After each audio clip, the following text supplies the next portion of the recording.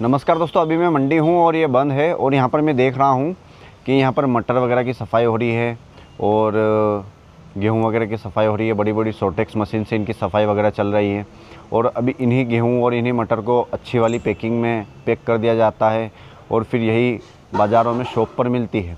ये कोई भी गलत बात नहीं है, साफ़ सफाई वगैरह अच्छे से हो जाती है, उसके बाद ही वो पहुँचाते हैं। वो व्यापारी के हिसाब से वो सारी चीज़ें अच्छी हैं।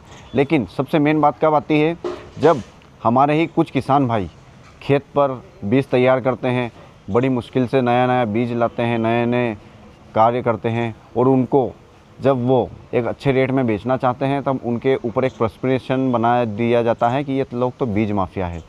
दोस्तों, वही चीज़ जब हम किसी किसान से लाते हैं तो हमें एक भरोसे के साथ मिलती है, लेकिन वही चीज़ जो आप किसी शॉप से लाते हो वो किसी किसान से लिया गया माल नहीं होता है, व्यापारी द्वारा ख़रीदा गया माल होता है जिसकी कोई गारंटी नहीं होती है और वही आपको एक पैक करके दे दिया जाता है और आप अच्छे रेट में, कितना भी महंगा बीज क्यों ना हो, आप आसानी से और खुशी खुशी उस चीज़ को ले लेते हैं।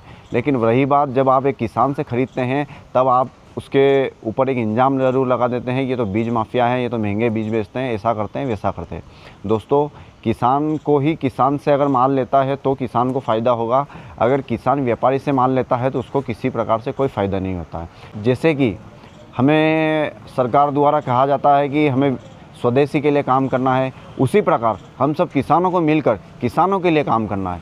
आप किसी शॉप से ख़रीदते हैं, किसी व्यापारी से ख़रीदते हैं कोई भी चीज़, तो उसमें ना आपका फ़ायदा है और ना किसी किसान का फ़ायदा है, उसमें सीधा सीधा उस व्यापारी का फ़ायदा है। लेकिन अगर किसान किसान से माल खरीदता है तो उसमें किसान का अवश्य फ़ायदा है। इसी प्रकार हमको भी जैसे स्वदेशी चलता है उसी प्रकार हमें किसानों से अपना माल खरीदना होगा। भाई, आप किसी भी किसान से लेते हैं, किसान आपकी गारंटी लेता है, आपने उसका घर देखा है, कोई समस्या आती है आप उसके घर जा सकते हैं। आपने किसी दुकान से लिया है, किसी व्यापारी से लिया है, तो वहाँ पर आप उसके घर थोड़ी ना जा सकते हैं। इसीलिए आप सभी से मेरा नम्र निवेदन है कि किसान ही किसान का साथ दें, टांग खींचने का काम कोई भी ना करे।